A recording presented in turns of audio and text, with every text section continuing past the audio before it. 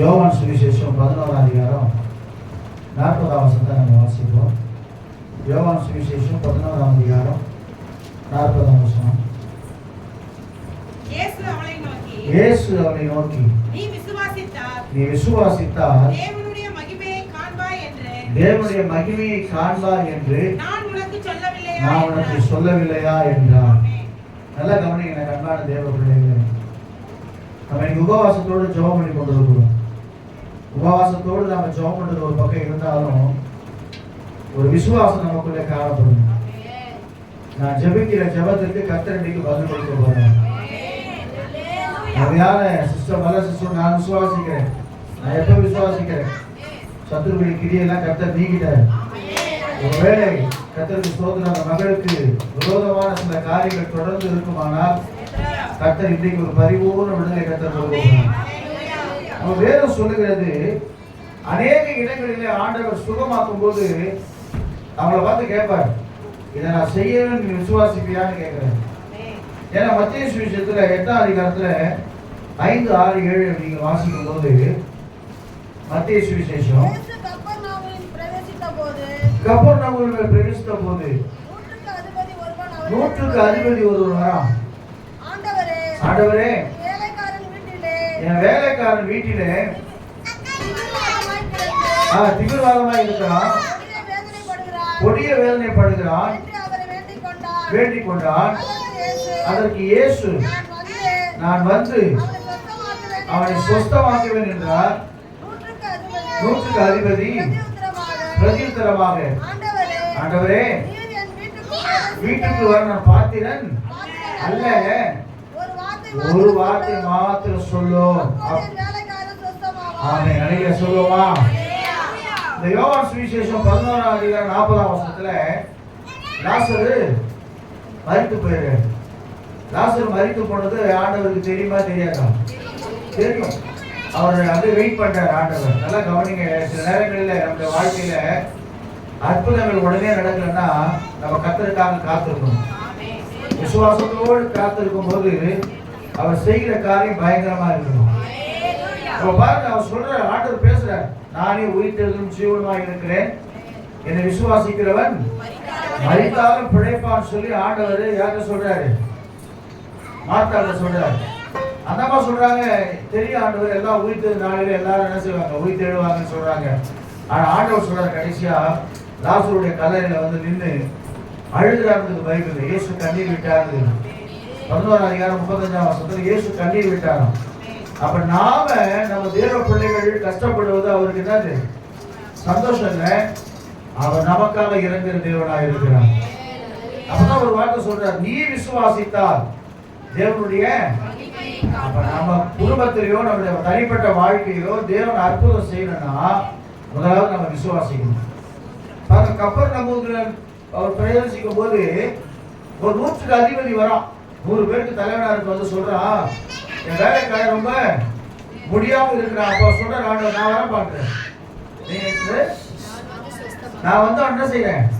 சொஸ்தமாக்குறேன். அதுக்கு அவன் சொல்றான், ஆண்டவரே நீர் வர நான் பாத்திரம் அல்ல. ஏன்னா அந்த அளவுக்கு அவன் தன்னை தாழ்த்துறான். நீ வரதுக்கு பாத்திரம் ஒரே ஒரு வார்த்தை மாத்திரம் சொல்லும். தொடர்ந்து நீங்க வாசிங்க அந்த வசனத்தை. நூற்றுக்கு அதிபதி பிரதியுத்தரமாக, ஆண்டவரே, என் வீட்டுக்குள் பிரவேசிக்க பாத்திரம் அல்ல, ஒரு வார்த்தை மாத்திரம் சொல்லும், சொஸ்தமாவான். அடுத்தது ஆண்டவர் சொல்றாரு, இவனை போல விசுவாசம் உள்ளவன் நான் எங்கேயுமே பார்க்கிறேன். பாருங்க, நான் வரவே வேணாம், ஒரே ஒரு வார்த்தை மாத்திரம். அப்ப பாருங்க, நம்மளோட விசுவாசம் எப்படி இருக்கணும்? ஆண்டவர் ஒரே ஒரு வார்த்தை சொல்ல போறாரு, என் குடும்ப சூழ்நிலை மாற போகிறது, என் வியாதி மாற போகிறது, என் கடல் பிரச்சனை மாற போகிறது, என் பிசாசின் கிளிகள் அழிக்கப்பட போகிறது. கர்த்தர் நான் உபவாசத்தோடு வந்திருக்கிறேன். ஏன்னா தேவனுக்கு மகிமை உண்டாகட்டும். அநேக இடங்கள்ல நம்ம சொல்றோம், ஆபிரகாமை குறித்து வேதம் சொல்லுகிறது. அதாவது கர்த்தருக்கு சொல்ற ரோமர் நிருபத்துல 4ஆம் அதிகாரம் 16, 17 வாசிக்கும் போது வேதம் எப்படியா சொல்லுகிறது? நம்ம ஆபிரகாம் சொல்றோம். ஆபிரகாம் விசுவாசிகளுக்கு ஏன் தகப்பனா இருக்கிறான்னா இதான் ரகசியம். வாசிங்க, ரோமர் நிருபத்துல அப்போஸ்தலனாகிய பவுல் சொல்லும்போது சொல்றாரு, 4ஆம் அதிகாரம் 16ஆம் வசனத்தை வாசிங்க. ஆதலால் சுதந்திரமானது. நான் ஏன் சொல்றேன்னா, நம்ம உபவாசத்தோடு, நானும் உங்களோட உபவாசமா தான் இருக்கிறேன். உபவாசத்தோடு விசுவாசம் நமக்குள்ள காணப்படணும். நீங்க மனசுக்காக நான் ஜெபம் பண்ண போறோம், எல்லாம் சேர்ந்து ஜெபம் பண்ண போறோம். நான் விசுவாசிக்கிறேன், என்னோட பிரச்சனை சால்வ் ஆக போகுது. நிறைய பேர் பிரச்சனை சால்வ் ஆக போகுது. ஏன்னா இந்த நாட்கள் வந்து ஒரு முக்கியமான நாட்கள் சொல்லுவாங்க. மற்றவர்களுக்கு, அதாவது உலகத்தில் இருக்கிறவர்களுக்கு இது ஒரு முக்கியமான நாள். நமக்கு எல்லா நாளும் கர்த்தரோட நாள் தான். சொல்லுவாமா, இன்னைக்கு உபவாசம் இருந்தாலும் கேட்பாரு, நாளைக்கு உபவாசம் இருந்தாலும் கேட்பாரு, எல்லாம் கேட்பாரு. ஆனா உபவாசம் ஒரு பக்கம் இருந்தாலும் தேவன் மேல விசுவாசம் நமக்குள்ள காணப்படுது. ஏன்னா பிசாசுகள் கூட விசுவாசத்துக்கு நடுங்குகிறதா. நம்ம ஜெபிக்க ஆரம்பிச்சோம்னா பிசாசு நடுங்கும். அல்லேலூயா சொல்லுவோமா? நம்ம 17ஆம் வசனத்தை வாசிக்கும் போது, அநேக ஜாதிகளுக்கு உன்னை தகப்பனாக ஏற்படுத்தினேன் என்று எழுதியிருக்கிறபடி தான் விசுவாசித்தவரும் மரித்தோரை உயிர்ப்பித்து இல்லாதவைகளை இருக்கிற வண்ணமாய் அழைக்கிற தேவனுக்கு தகப்பனான. அழகிய சொல்லுவோமா? ரெண்டு பேருக்கு இல்லாதவைகளை, இப்ப நம்ம ஒரு கோடி பேர் தான் இருக்கா, ஒரு கோடி தான் நாம பண்ண போறீங்க. இல்லாதவைகளை ஆபிரகாம் ஒரு வாக்கு பண்ணும்போது சொல்றாரு, எத்தனை வயசு? 75 வயசுல உனக்கு ஒரு குமாரன் 70 வயசு சொல்றாரு. இல்ல அவங்ககிட்ட அதுக்கேற்ற வசனம் சொல்லுது. அதுக்கு நீங்க வாசி பார்த்து ரொம்ப அருமையான வசனம், எனக்கு ரொம்ப பிடிச்ச வசனம். எனக்கு ஆண்டவர் சொல்ற, இல்லாதவை இருக்கிற வண்ணமா அழைக்கிற கர்த்தர் மேல விசுவாசம் ஆகணும். அடுத்த வசனம் வாசிங்க. உன் சந்ததி இவ்வளவா இருக்கும் என்று சொல்லப்பட்டபடியே அநேக ஜாதிகளுக்கு ஏதுமே இல்லாத ஒரு சூழ்நிலை நம்பிக்கையோடு விசுவாசித்தான். விசுவாசத்திலே அவன் பலவீனமா இருக்கவில்லை. அப்ப விசுவாசம் எப்படிப்பட்ட விசுவாசம்? பலவீனமான விசுவாசம் இல்லை. அழகியா சொல்லுவோமா? பவுலுக்கு பயங்கரமான பலவீனமா, ஆனா அவர் சொல்றாரு, என்னை பலப்படுத்துற கிறிஸ்துவினாலே எல்லாவற்றையும் செய்ய எனக்கு பலன் உண்டு. ஆனா அவர் மூலமா பயங்கர அற்புதங்கள் நடக்குது. அப்ப நாம சில நேரத்தில் ஊழியத்துக்கு போகும்போது நம்முடைய சரித்திரோட பயங்கரமான பலவீனங்கள், போராட்டங்களை பிசாசு கொண்டு வருவான். ஆனா நம்மை பலப்படுத்துகிற கர்த்தர் மேல விசுவாசம் வைக்கும் போது நம்மை கொண்டு கர்த்தர் பெரிய காரியங்கள் செய்கிறவராக இருக்கிறார். அப்ப ஆண்டவர் பாருங்க, முதலாவது சொல்றாரு கர்த்தருக்கு ஸ்தோத்திரம். அந்த 100க்கு அதிபதி பார்த்து சொல்றாரு, இவன் பாரு, வீட்டுக்குள்ள கூட நான் வர வேண்டாம், ஒரே ஒரு வார்த்தை. ஆமா, நம்ம சொல்லணும் தேவ சமூகத்துல, ஆண்டவரே நீங்க ஒரே ஒரு வார்த்தை சொன்னா என் வாழ்க்கையெல்லாம் மாறிடுமே, என் பிரச்சனை எல்லாம் மாறிடுமே. ஏன்னா அந்த வார்த்தைக்கு அவ்வளவு வல்லமை இருக்கு. காற்று கடலும் அப்படியே கொதிக்குது. கர்த்தருக்கு ஸ்தோத்திரம், கொந்தளிக்குது. அவர் படல் அமைதியா படுத்துக் கொண்டிருக்கிறாரு. பேதுருலாம் ஓடிறாங்க, சொல்றாங்க, ஆண்டவரே நாங்கள் மடிந்து போகிறோம், உமக்கு கவலை இல்லையான்னு கேட்கிறாங்க. உடனே எழுந்து நிற்கிறாரு. காற்றின் கடையை பார்த்து, இறையாதே அமைதலாய், ஒரே ஒரு வார்த்தை தான் சொல்றாரு. ஒரு செகண்ட்ல அமைதலா போச்சு. அப்ப நம்முடைய வாழ்க்கையில கூட பிசாசு சில நேரத்துல பல விதமான போராட்டங்களை கொண்டு வருவான். இன்னைக்கு ஒரு வார்த்தை சொல்ல போற ஆண்டவர், இறையாதே அமைதல். என் பிள்ளை, நீ அவனை தொட உனக்கு அதிகாரம் இல்லைன்னு. ஆமா, அவருடைய நாமத்தை மேல் விசுவாசம் உள்ளவரா இவர் ஏற்றுக்கொண்டவர் எத்தனை பேர்களோ அத்தனை பேருக்கும் தேவனுடைய பிள்ளைகளாக படிக்க அதிகாரம் கொடுத்தார். யாரா இருந்தாலும் சரி, இயேசுவை விசுவாசிக்கிற பிள்ளைகளுக்கு ஆண்டவர் அற்புதங்களை செய்கிறவராக இருக்கிறார். இன்னொரு சம்பவத்தை நான் சொல்றேன் பாருங்க. அந்த வசனத்தை வாசிக்கும் போது, இல்லாதவைகள் இருக்கிறவனமாய் அவன் பாருங்க, ஆண்டவர் சொல்றாரு வார்த்தை. 12ஆம் அதிகாரத்துல வாசிக்கும் போது, ஆதியாகமத்துல வாசிக்க வேண்டாம், நான் காண்பிக்க தேசத்துக்கு நீ போ, நான் பெரிய ஜாதியா மாத்த வேண்டாம். அவனுக்கு எந்த நம்பிக்கையும் இல்லை. ஆனா விசுவாசமா கடந்து போனா வேதம் சொல்லுகிறது, இன்னைக்கு ஜாதிகளுக்கு தகப்பனாய் கர்த்தர் அவனை மாற்றி இருக்கிறான். இப்ப நாம என்ன சொல்றோம்? விசுவாசிகளுக்கு தகப்பன் யாரு? ஏன் காரணம் சொன்னா, கர்த்தர் சொல்லுக்கு கீழ்ப்படிந்து அப்படியே நம்பணும். எனக்கு 75 வயசு ஆகி போச்சு, கர்த்தர் சும்மா சொல்றாரு, நான் அதெல்லாம் நம்ப மாட்டேன் சொல்லல. கர்த்தர் சொல்லி இருக்கிறார், நிச்சயமா என் குடும்பம் கட்டப்படும். விசுவாசம் அவங்க சிந்திக்கணும். இன்னைக்கு கர்த்தருக்கு பரிபூர்ண விடுதலை கொடுக்க போறார். நம்ம 1000 ஜெபம் பண்ணாலும் கூட உங்களுக்குள்ள விசுவாசம் இல்லைன்னா, ஏன்னா சீஷர்கள் போய் துரத்துறாங்க பிசாசை. அந்த பிசாசு போல வாசிக்க கர்த்தருக்கு ஸ்தோத்திரம். மார்க்கு சுவிசேஷத்துல நீங்க தொடர்ந்து வாசிக்கும் போது வேதம் சொல்லுகிறது, தேவனுக்கு மத்திய சுவிசேஷம் நினைக்கிறேன் 17ஆம் அதிகாரத்துல 16 21 வரைக்கும் வாசிக்கும் போது 21 வாசிங்க. அவங்க சீஷத்துல கொண்டு வந்தோம், அவனை சொஸ்தமாக்க. நம்ம போய் சும்மா தொந்தரவு பண்ணவே கூடாது பிசாசு. ஏய் போறியா, எங்க இருந்து வந்த, எங்க போன, எங்க வந்த, அதை அவனை மாற்றி மாற்றி பேசணும். நான் அங்க இருந்தேன், நம்ம பார்த்து எவ்வளவு பிசாசு தொட்டு இருக்கிறோம். நம்ம எத்தனையோ பிசாசு. ஆனா கர்த்தருக்கு ஸ்தோத்திரம், நம்ம எவ்வளவு கேட்கணும் மாற்றி மாற்றி சொல்லிக்கிட்டே இருக்கோம். இப்ப கேட்கணும், இயேசு நாமத்துல புறப்பட்டு அவ்வளவுதான், முடிஞ்சு போச்சு. சொன்ன உடனே போயிடும் பிசாசு. ஏன்னா ஆண்டவர் அந்த வல்லமை நம்ம கேட்ட தந்திருக்கிறோம். நீங்க சொல்லுவோமா, என்னை விசுவாசிக்கிறவன் இல்ல என்னிலும் அதிகமானதை செய்வான் ஆண்டவர். அப்படிப்பட்ட ஆண்டவர் நம்முடைய ஆண்டவர்.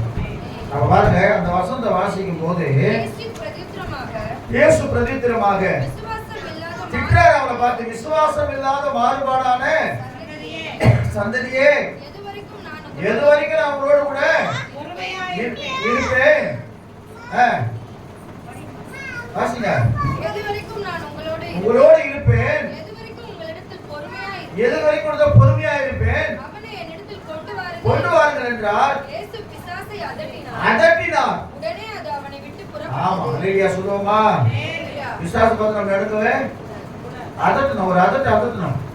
ஏதாவது ஒரு நாய்க்கு நம்ம டக்குன்னு பின்னாடி என்ன பண்ணுவோம், ஒரு அதட்டுவோம், ஏய் போ அப்படின்னு.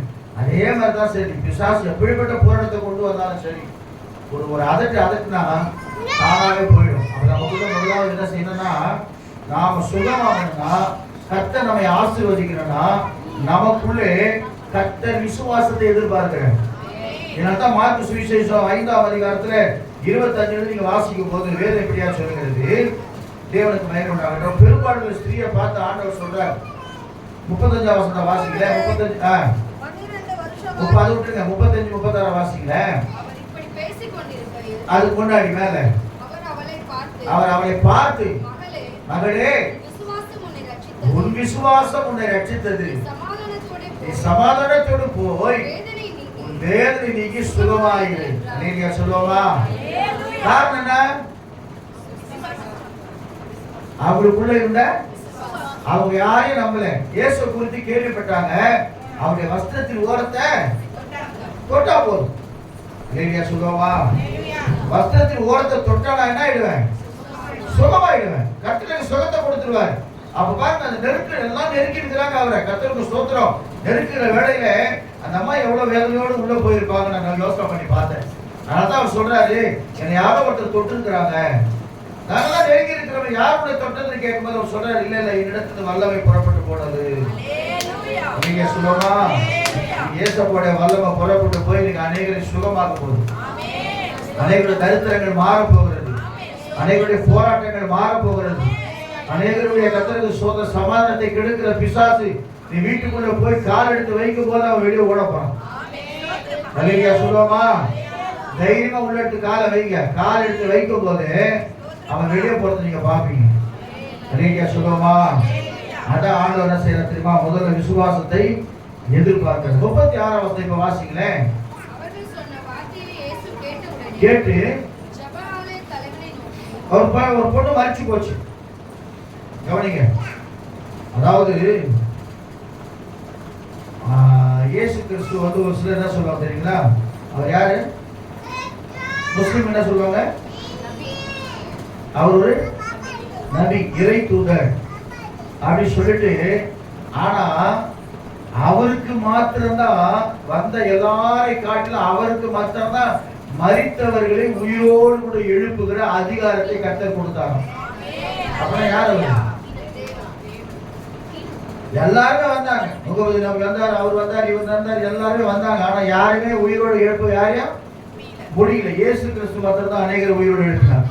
பாடையை தொட்டான், வாலிப படைச்சிட்டான். மரித்து போன லாசரு நின்னாரு, லாசருவே வெளியே வார் ஒரே வார்த்தை தான். கட்டப்பட்டிருந்தவன் எப்படி வந்திருப்பான் பாருங்க. அந்த எல்லா துணியெல்லாம் அங்கெல்லாம் நம்மள வரலாம் கிடையாது. அப்படியே தனி ஸ்டீலை போட்டு சுத்தி வச்சிருப்பாங்க. சொன்ன உடனே அவன் பாட்டு எகிரி குச்சி வந்தான்னு பைபிள் அழகிய சொல்லுவோமா. அவங்கள போட்டு மறைச்சு போச்சு. அந்த தலைவர் சொல்றான், ஆண்டவரே நீங்க என்ன போதகரை என்ன செய்யுங்க வருத்தப்படுத்த. அப்ப ஆண்டவர் சொல்றாரு, வாசிங்க அந்த வசனத்தை சீக்கிரமா வாசிங்க.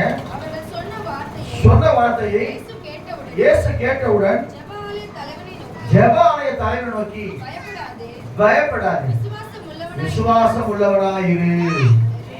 நல்லா கவனிங்க கண்பானவர்களே. நம்ம உபவாசம் ஒரு சர்ச்சைக்கு நம்ம வரன்னு வச்சுங்களேன், என்ன வந்து ஜெபம் பண்ணுவீங்க சர்ச்சையில் உட்கார்ந்த உடனே? சில பேர் பார்த்துக்கிறீங்களா, வந்த உடனே உட்கார்ந்து என்ன செய்வாங்க, கொஞ்ச நேரம் கண்ண மூடி ஜெபம் பண்ணுவாங்க. என்ன ஜெபம் பண்ணுவாங்க? ஆண்டவர் சமூகத்துல, ஆண்டவரே நான் பாவம் செய்தேன், என்ன செய்யுங்க, மன்னிங்க. இந்த ஆராதனை என்னோடு நீங்க என்ன செய்யுங்க, பேசுங்க, என்னோடு எனக்கு விடுதலை கொடுங்க, எனக்கு சமாதானம் கொடுங்க. நான் திரும்பியா என்ன செய்யக்கூடாது, போகவே கூடாது. நான் ஒரு ஆசீர்வாதத்தை பெற்றுக்கொள்ள வேண்டும். என்னை உங்க நம்பி வந்திருக்கிறேன், என்னை வெட்கப்படுத்தாம என்ன செய்யுங்க அப்படி சொல்லி ஜெபம் பண்ணணும். சில பேர் வந்தவொடனே உட்காந்துடும், உட்காந்துட்டு அப்படி நேரம் பார்த்துங்க, அப்படியே பாட்டு அப்படிலாம் இல்லை. தேவ சமூகத்துல வந்தா முதலாவது கன்ஃபஸ் பண்ணணும். என்ன செய்யணுமா, அறிக்கையிடணும். இந்த பாவங்களை அறிக்கணும். அதான் தன் பாவங்களை மறைக்கணும், வாழ்வில் இடமாற்றாலும் அவற்றை அறிக்கை செய்து விட்டு விடுகிறோடோ இரக்கம் வருவான். அவ பாருங்க, கன்ஃபஸ் பண்ணும்போது அவ பாருங்க நேரா போறாரு, பெண் மறிக்கல பாருங்க, எல்லாம் சிரிக்கிறாங்க. அந்த குழந்தை சாகலன்னு சொல்றாரு, எல்லாம் சிரிக்கிறாங்க. ஆனா அவனை பார்த்து ஒரு வார்த்தை சொல்றாரு, பயப்படாத விசுவாசம். உங்களை பார்த்து சொல்றாரு, பயப்படாதே விசுவாசம் உள்ளவர்களா இருங்க. ஏதோ ஒரு காரியத்தை கட்ட செய்ய போறேன் சொல்லுவோமா. நேற்று கூட நான் ஜெபம் பண்ணி கொண்டிருந்தேன். எனக்கு எப்பெல்லாம் தூக்கம் வரலையோ அப்பெல்லாம் ஒரு பெரிய ஒரு காரியம் நடக்கும். நான் ஆண்டவரோட கேட்ட ஆரம்பத்திலே எனக்கு தீர்க்கதரிசனத்தை கொடுத்தார் ஆண்டவர். நான் பயந்து போயிட்டேன். காரணம் சொன்னா எந்த நான் பார்க்கிறோம் அது அப்படியே அங்கே நடக்கும். நேற்று கூட நான் எல்லாருக்கும் ஜெபம் பண்ணிட்டேன். எல்லாருக்கும் ஜெபம் பண்ணி எல்லாருக்கும் முடிச்ச பிறகு காலையில் ஒரு நியூஸ் வருது, ஒரு பேட் நியூஸ் வந்துச்சு. அப்போ ரொம்ப அதிர்ச்சி ஆயிடுச்சு. அப்போ ராத்திரி முழுசும் ஆர்டர் தூக்கம் பண்ணாலும் அவங்க ஞாபகம் எனக்கு வரல, அவங்க பேர் எனக்கு ஞாபகம் வரல. அப்பதான் காலையில் பார்த்த ஒரு நியூஸ் வந்துச்சு. அதனால எனக்கு அன்பான தேவ பிள்ளைங்க, ஒவ்வொரு காரியமும் விசுவாசத்தோடு செய்யணும். நடக்கும் போதும் சரி, உட்காரும் போதும் சரி, சாப்பிடும் போதும் சரி. சில பேர் மாத்திரை கூட ஜெபம் பண்ணுவாங்க, ஆண்டவர் இது வெறும் மாத்திரை தான், ஆனா நான் சாப்பிடுறேன், உன் ரத்தமா என்ன செய்யணும். இப்ப நம்ம தண்ணி என்ன செய்யணும், ஜெபம் பண்றோம் இல்லையா, ரத்தமா மாறுன்னு நமக்கு ஒரு விசுவாசம் இருக்கு. விசுவாசம் இருக்கா இல்லையா? ரத்தமா மாறணும்னு ஒரு அந்த தண்ணியை எண்ணி நம்ம ஜெபம் பண்ணும் போது அது இயேசுவின் ரத்தமாய் மாறி நம்மை சுகமாக்கும் என்கிற அந்த விசுவாசம் உனக்குள்ள இருக்குமானால் தான் கர்த்தர் விடுதலை கொடுப்பார். அப்பதான் பாருங்க, அவர் சொல்றாரு, இவரை ஜாதி பிசாசுகள் ஜபத்தினாலும் உபவாசத்தினாலும் அன்றி போகவே போவாது. அதப்பதான் சொல்ற, கடுகளவு விசுவாசம் இருந்தா கூட மலையை பார்த்து நீ பெயர்ந்து போன்னு சொன்னா போதும், அது பெயர்ந்து போகும்படியா கர்த்தர் செய்வார். அப்ப இன்னைக்கு வந்து நம்ம உட்கார்ந்து கொண்டிருக்கா, நான் அடிக்கடி யோசிப்பேன், பெரும்பாலும் ஸ்திரீயை யோசிப்பேன், அவருக்குள்ள எவ்வளவு ஒரு அருமையான ஒரு விசுவாசம். அவர் இன்னொருத்தர் இருக்கிறான் குருடன், தாவீதின் குமாரனே எனக்கு இறங்குறான், ஒண்ணுல அதிகமா சத்தமிட்டு கூப்பிடுறான். கூப்பிடும் போது ஆண்டவர் நிக்கிறாரு பைபிள். நீங்க கூப்பிடுற சத்தம் அவருக்கு கேட்கணும். நீங்க சொல்லுவோமா? அதான் பாருங்க, அந்த வசனம் 36-43 வாசிக்கும் போது, மார்க் 5:36 வாசிங்க. அவர்கள் சொன்ன வார்த்தையை இயேசு கேட்டவுடனே ஜெப ஆலய தலைவனை நோக்கி பயப்படாதே விசுவாசம் உள்ளவனாயிரு என்று சொல்லி பேதுருவையும் யாக்கோபையும் யாக்கோபின் சகோதரரையும் ஆமா அவர் செலக்ட் பண்ணி வச்சிருந்தாங்க. நல்லா கவனிங்க. சில நேரத்துல ஜெபிக்கும் போது கூட சில அவிசுவாசமா நின்று இருப்பாங்க. யார் நமக்கு சூட்டபிளா இருக்கிறாலும் அவங்கள தான் கூட்டு போகணும் மொழிட்டு கூட. நீங்க சொல்லுவோமா? எங்க பாஸ் பெருமாள் என்ன தான் கூட்டு போவாரு. ஏன்னா காரணம் சொன்னா எங்கேயுமே சரி, வீட்டுக்கு கூட்டு போனாலும் சரி, எங்க போனாலும் சரி, நான் போவேன், எனக்கு ஒரு 10 நிமிஷம் காலையில் ஒரு செய்தி கொடுப்பாரு, பேசுவாங்க. அப்படிதான் உருவாக்குனாங்க. அப்ப நான் போகும்போது சொல்லுவார், வேற யாரும் நமக்கு கூப்பிட பேசுறாங்க, நீங்க போதும் எனக்கு சரியா சொல்லுவாங்க. காரணம் சொன்னா அந்த ஆவி நமக்குள்ள என்ன ஆகணும். நான் யோசனை பண்ணி பார்ப்பேன், 12 சீசன் இருந்தாங்கல்ல, 12 பேரும் கூப்பிட்டு என்ன இருக்கும்? ஒண்ணுமே ஆகாது. 3 பேர் தான் கூப்பிடுறாரு, யோவானு, பேதுரு, யாக்கோபு. எல்லா இடத்துலயும் பாருங்க அவங்க தான் இருப்பாங்க. மலை மேல போனாலும் அவங்க தான் இருப்பாங்க. எல்லாவற்றிலும் அவங்க தான் இருப்பாங்க. அந்த ஒரு ஒருமித்த ஆவியோடு இப்ப நீங்க ஜெபம் பண்ணீங்கன்னா கர்த்தர் விடுதலை கொடுப்பாங்க. பாருங்க சொல்றாரு, வாசிங்க வசனத்தை கூட்டுக்கொண்டு வந்து எல்லாம் அழுது புலம்பிடுகிறாங்க. உள்ள பிரவேசித்து நீங்க சந்தடி பண்ணி அழுகிறது என்ன? பிள்ளை மறிக்கவில்லை, நித்திரையா இருக்கிறார்.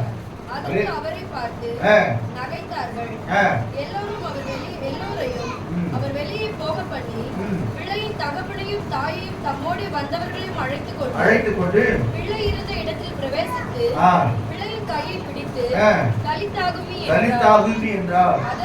அதற்கு சிறுபெண்ணே எழுந்து, உடனே எழுந்து உட்காந்து அந்த குழந்தை சரியா சொல்லுவா சாப்பாடு கொடுக்க சொல்லி சொல்ற. நல்லா கவனிங்க, வேதத்துல 2 காரணம் சொல்றார் ஆண்டவர். நித்திரையா இருக்கிறாருன்னா என்ன அர்த்தம்? சாகல, நித்திரையா இருக்கிறான்.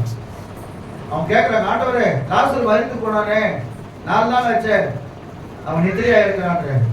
ஆனா இளையகுமாரனை பார்த்து சொல்றாரு, அவன் மரித்தான். அவன் மரித்தான் திரும்பவும். காரணம் சொன்னா ஆத்மாவில மறிக்க கூடாது. எவ்வளவுதான் போராட்டம் பிரச்சனை உபத்திரம் வந்தாலும் கூட விசுவாசத்தோடு ஜெபிக்கும் பொழுது திரும்பவும் நம்முடைய வாழ்க்கையை அவர் கட்டி எழுப்புகிற தேவனாக இருக்கிறார். அந்த நீதிமான் 7 தடவை விழுந்தாலும் எழுந்திருப்பாங்க பைபிள் இருக்குது. அதனால எனக்கு அன்பான தேவ பிள்ளையே, நான் அடிக்கடி யோசிப்பேன், கடல் மீது நடக்கும் போது பேதுரை பார்த்து சொல்றாரு, அவன் சொல்றான், நான் நடக்க முடியுமா? நடக்க முடியுமா? முடியாதா? முடியும். நடந்தாரு, ஒரு 10 ஸ்டெப் போனாரு. அவரு ஏற்கனவே யாரு மீனவர் தான். அவரு அந்த கடல் எல்லாம் பார்த்தாரு பாருங்க, பயமாயி போச்சு. டக்குன்னு உள்ள முழுக ஆரம்பிச்சிட்டாங்க. ஐயோ ஆண்டவரே கத்த போது ஆண்டவர் திட்டி, அர்த்த விசுவாசிய சந்தேகப்படுறேன் அப்படின்னு சொல்லி தூக்குறாரு. ஏன் தெரியுமா? சில இடத்துல சூழ்நிலைகள்லாம் நமக்கு வித்தியாசமா வரும்பொழுது நம்ம விசுவாசம் கொஞ்சம் குறைஞ்சிடும். ஆண்டவர் கைவிட்டது போல தோன்றும். ஆனா வசனம், நான் உன்னை விட்டு விலகுவதும் இல்லை, அந்த ஆண்டு நீங்க நம்மோட கூட இருக்கிறாங்க. ஜெபம் பண்ண போறோம், ஜெபம் பண்ண போறோம். ஒரே ஒரு வார்த்தை சொன்ன கர்த்தாவே, மாறாவின் கண்ணீரெல்லாம் மதுரமாய் மாறி போகும். ஒரே ஒரு வார்த்தை சொன்ன ஆண்டவரே, எங்க வாழ்க்கையெல்லாம் செழிப்பா மாறிடும். ஒரே ஒரு வார்த்தை சொன்ன ஆண்டவரே, கர்த்தருக்கு ஸ்தோத்திரம். தீர்க்கதரிசனமா நிறைய பேர் வந்து சொல்லிக்கிறாங்க, இது 3 அடுக்கா ஆகும், 3 அடுக்கா ஆகும். 25 வருஷம் முன்னாடி சொல்லியிருக்கிறாங்க. நான் விசுவாசிக்கிறேன், 3 அடுக்கா கர்த்தர் மாற்ற ஒரு நாளைக்கு வந்து நம்ம ஆராதிக்க போறோம். நிறைய சொல்லுவோமா? ஆமா, நான் குழந்தை ரொம்ப நாள் நான் விசுவாசமா இல்லை. எதுக்கு இருக்குமா? ஆனா எப்போ என்கிட்ட திட்டவட்டமா கர்த்தர் பேச ஆரம்பிக்கிறாரோ, நான் ஜெபம் பண்ண உடனே நடந்துடும். எந்த வேலை ஆரம்பிச்சாலும் சரி, ₹1 இல்லாம நேற்று சாட்சி சொன்னது ₹1 இல்லாம தான் ஆரம்பிப்பேன். அது எங்கிருந்து தான் கர்த்தர் தேவை சந்திப்பாரு தெரியல.